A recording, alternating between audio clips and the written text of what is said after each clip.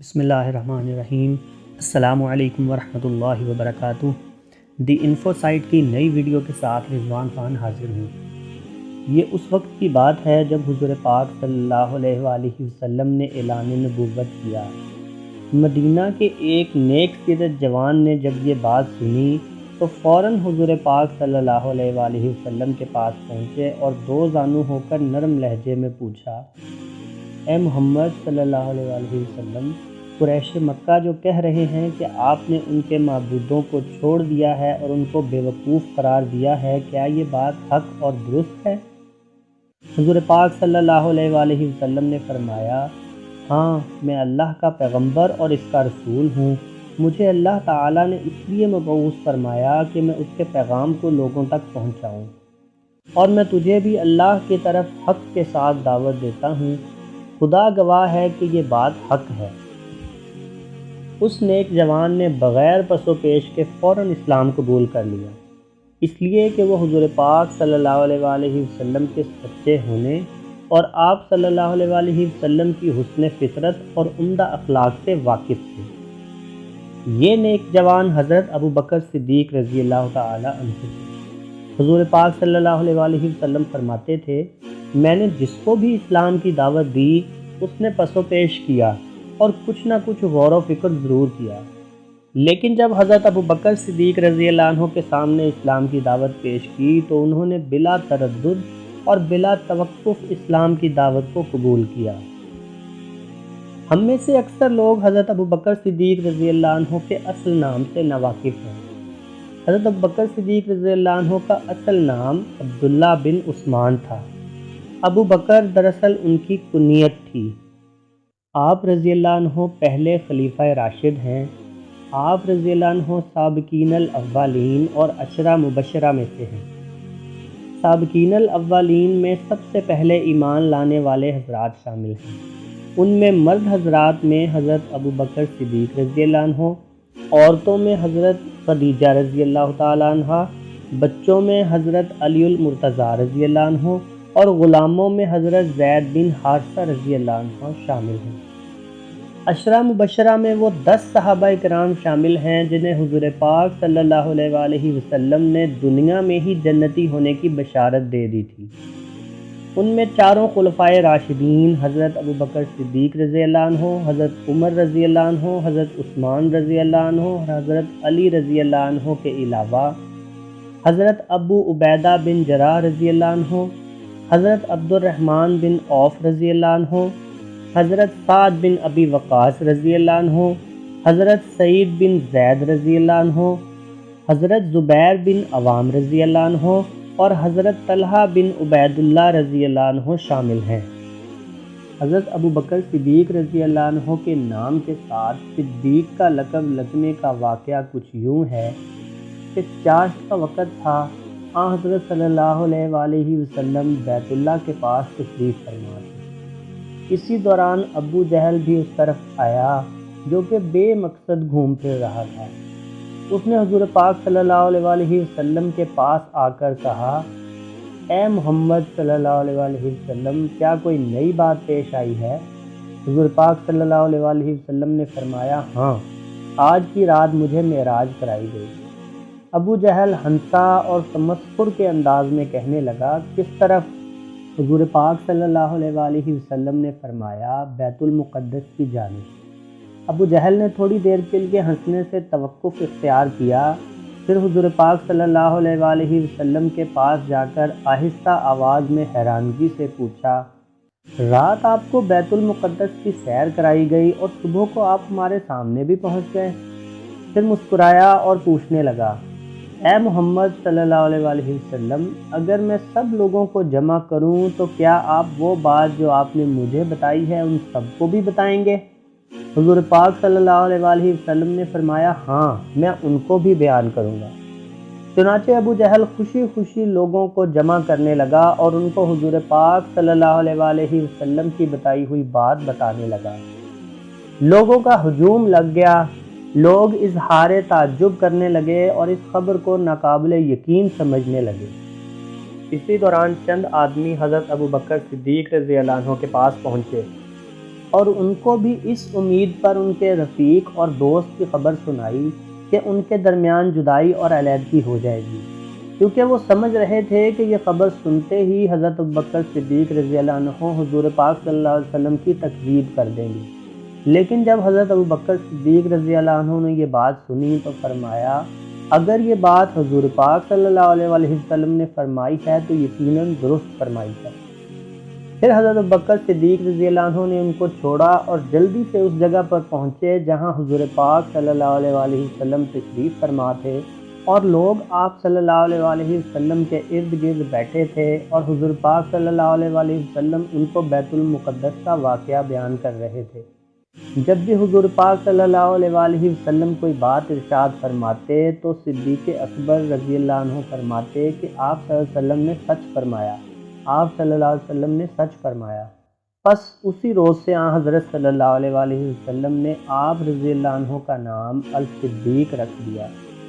حضرت عمر رضی اللہ عنہ بیان کرتے ہیں کہ ایک رات حضور پاک صلی اللہ علیہ وسلم غار کی طرف جانے کے لیے نکلے۔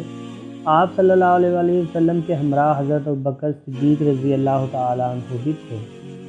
جب دونوں غار ثور میں پہنچے تو حضرت ابوبکر صدیق رضی اللہ عنہ نے حضور پاک صلی اللہ علیہ وسلم کو یہ عرض کر کے ٹھہرایا کہ یا رسول اللہ صلی اللہ علیہ وسلم، آپ ٹھہریے، مجھے پہلے اس غار میں جانے دیں۔ اگر کوئی سانپ یا مضر جانور ہو تو وہ مجھے نقصان پہنچائے، آپ صلی اللہ علیہ وسلم کو نہ پہنچائے۔ ابوبکر صدیق رضی اللہ عنہ غار کے اندر گئے اور اپنے ہاتھوں سے سوراخوں کو ٹٹولنے لگے اور ہر سوراخ کو کپڑے سے بند کیا۔ جب سارا کپڑا اس میں لگ گیا تو دیکھا کہ ایک سوراخ باقی رہ گیا ہے، اس پر اپنا پاؤں رکھ دیا۔ پھر نبی پاک صلی اللہ علیہ وسلم اس غار میں داخل ہوئے۔ حضور پاک صلی اللہ علیہ وسلم اور آپ کے رفیق حضرت ابوبکر صدیق رضی اللہ عنہ غار کے اندر روپوش ہو گئے۔ تاریک رات تھی، آپ صلی اللہ علیہ وسلم کو نیند آ رہی تھی، چنانچہ آپ حضرت صلی اللہ علیہ وسلم نے اپنی آنکھیں بند کر لیں اور حضرت ابوبکر صدیق رضی اللہ عنہ کی گود میں اپنا سر مبارک رکھا اور سو گئے۔ حضرت ابوبکر صدیق رضی اللہ عنہ نے جس سوراخ کو اپنے پاؤں سے بند کیا تھا وہ دراصل ایک زہریلے سانپ کا تھا۔ تھوڑی ہی دیر گزری تھی کہ اس سانپ نے آپ رضی اللہ عنہ کے پاؤں پر ڈس لیا، لیکن آپ رضی اللہ عنہ نے اس ڈر سے کہ کہیں رسول اللہ صلی اللہ علیہ وسلم بیدار نہ ہو جائیں ذرا بھی حرکت نہیں کی، مگر کچھ ہی دیر بعد درد کی شدت سے آپ رضی اللہ عنہ کے آنسوؤں کا ایک قطرہ حضور پاک صلی اللہ علیہ وسلم کے چہرہ مبارک پر گرا، جس سے آپ صلی اللہ علیہ وسلم کی آنکھ کھل گئی۔ آپ صلی اللہ علیہ وسلم نے پوچھا، اے ابو بکر، کیا بات ہے؟ حضرت ابوبکر صدیق رضی اللہ عنہ نے عرض کیا، میرے ماں باپ آپ پر قربان، سانپ نے ڈس لیا ہے۔ حضور پاک صلی اللہ علیہ وسلم نے اپنا مبارک لعاب دہن اس پر لگایا تو جو درد ان کو محسوس ہو رہا تھا وہ ایسے ختم ہوا جیسے سانپ نے ان کو ڈسا ہی نہ ہو۔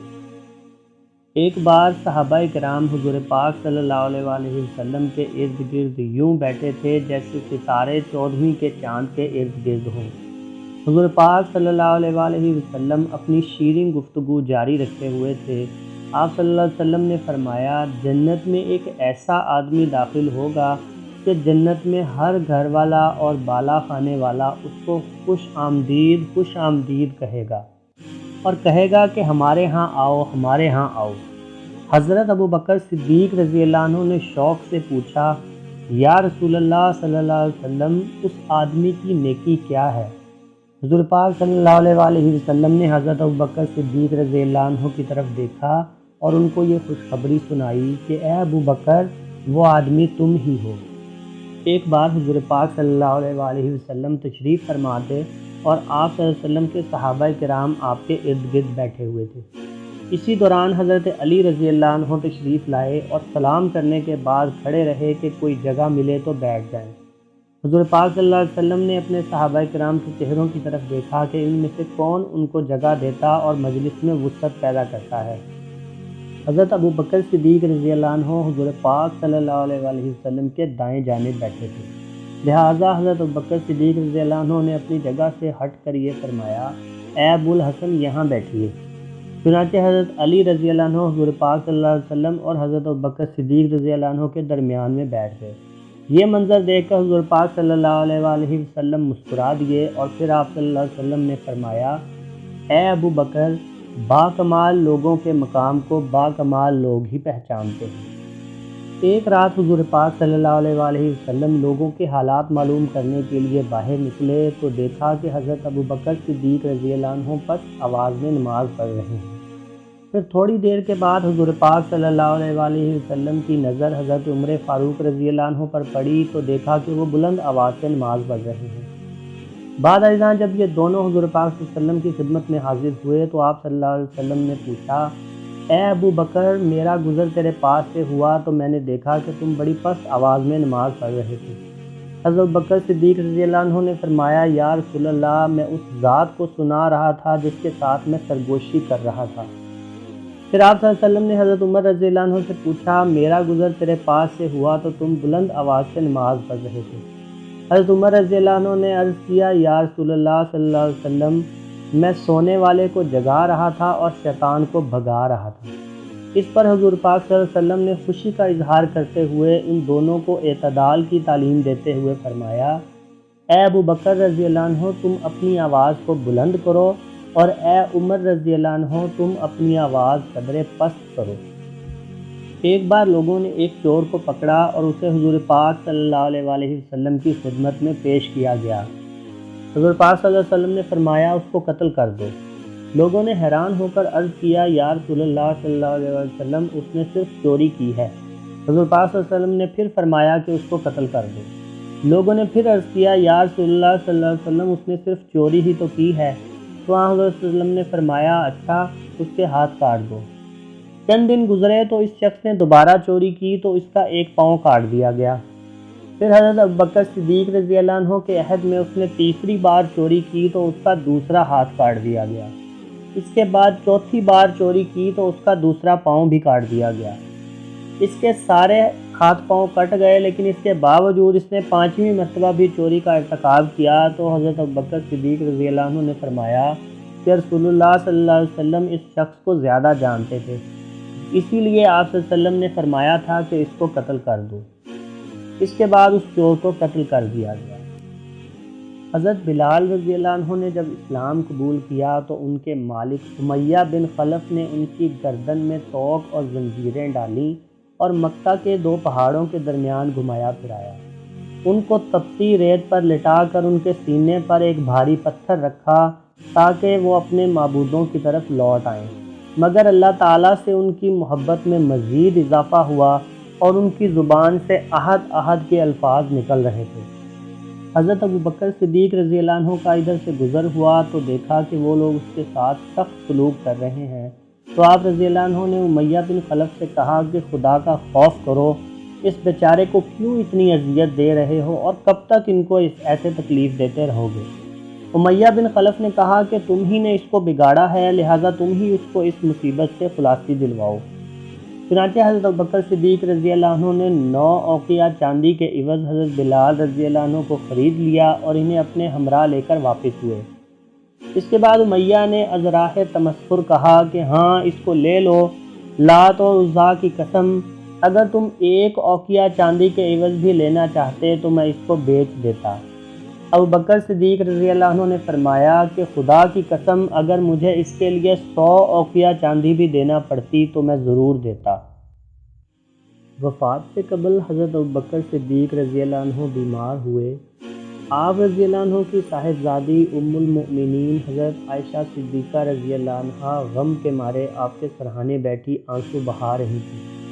حضرت ابوبکر صدیق رضی اللہ عنہ نے اپنی وصیت فرماتے ہوئے کہا، بیٹی، میں مال و تجارت کے اعتبار سے قریش میں سب سے زیادہ مالدار تھا، لیکن جب مجھ پر امارت کا بار پڑا تو میں نے سوچا کہ بس بقدر کفایت مال لے لوں۔ بیٹی، اب اس مال میں سے صرف یہ ابا دودھ کا پیالہ اور یہ غلام بچا ہے۔ جب میری وفات ہو جائے تو یہ چیزیں عمر بن خطاب رضی اللہ عنہ کے پاس بھیج دینا۔ مزید فرمایا کہ میرے ان 2 کپڑوں کو دیکھو، انہیں دھو کر مجھے انہی میں کفن دے دینا، کیونکہ زندہ آدمی کو نئے کپڑوں کی مردے کی بنسبت زیادہ ضرورت ہوتی ہے۔ حضرت سلمان رضی اللہ عنہ بھی حضرت ابوبکر صدیق رضی اللہ عنہ کی عیادت کے لیے آئے۔ آپ رضی اللہ عنہ موت کی کشمکش میں تھے۔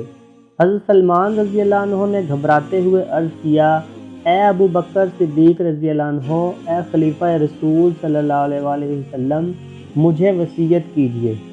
ابو بکر صدیق رضی اللہ عنہ نے فرمایا، اللہ تعالیٰ تم پر دنیا کے دروازے کھولے گا، لیکن تم اس میں سے بقدر ضرورت ہی لینا، اور یہ کہ جو شخص صبح کی نماز پڑھ لیتا ہے وہ اللہ کی پناہ اور امان میں آ جاتا ہے، لہٰذا تم اس کی پناہ کو نہ توڑنا، ورنہ اوندھے منہ دوزخ میں ڈال دیے جاؤ گے۔ جب آپ رضی اللہ عنہ کی وفات ہو گئی اور آپ رضی اللہ عنہ حضور پاک صلی اللہ علیہ وسلم کے پہلو میں مدفون ہو گئے تو ام المؤمنین حضرت عائشہ صدیقہ رضی اللہ عنہ نے وہ ابا، دودھ کا برتن اور غلام حضرت عمر رضی اللہ عنہ کے پاس بھیج دیے۔ یہ چیزیں دیکھ کر حضرت عمر رضی اللہ عنہ کی آنکھوں میں آنسو امڑ آئے اور فرمایا، اللہ تعالیٰ ابو بکر صدیق رضی اللہ عنہ پر رحم فرمائے، انہوں نے اپنے بعد آنے والوں کو مشکل میں ڈال دیا، کسی کو کچھ کہنے کا موقع نہیں دیا، یعنی اپنی پوری زندگی اتنی صاف شفاف گزاری۔ خدا کی قسم، اگر ابو بکر کے ایمان کا روئے زمین کے تمام لوگوں کے ایمان کے ساتھ وزن کیا جائے تو ابو بکر صدیق رضی اللہ عنہ کے ایمان کا پلہ بھاری ہوگا۔ ناظرین اکرام، حضرت ابو بکر صدیق رضی اللہ عنہ کی زندگی رفاقت و وفاداری کی وہ عمدہ تصویر ہے جس کی مثال نہیں ملتی۔ ہمیں بھی چاہیے کہ حضور پاک صلی اللہ علیہ وآلہ وسلم کی اتباع کرتے ہوئے زندگی گزاریں، تبھی ہم دنیا اور آخرت میں کامیاب ہوں گے۔ اللہ تعالیٰ ہمیں تمام جسمانی اور روحانی بیماریوں بالخصوص کرونا وائرس سے محفوظ رکھے۔ کامنٹس باکس میں آمین ضرور لکھ دیں۔ چینل کو سبسکرائب کر کے بیل آئیکن دبا دیں تاکہ اس طرح کی ہر اچھی ویڈیو کا نوٹیفیکیشن آپ کو سب سے پہلے مل سکے۔ ملتے ہیں کسی ایسی ہی اچھی ویڈیو میں، تب تک کے لیے اللہ حافظ۔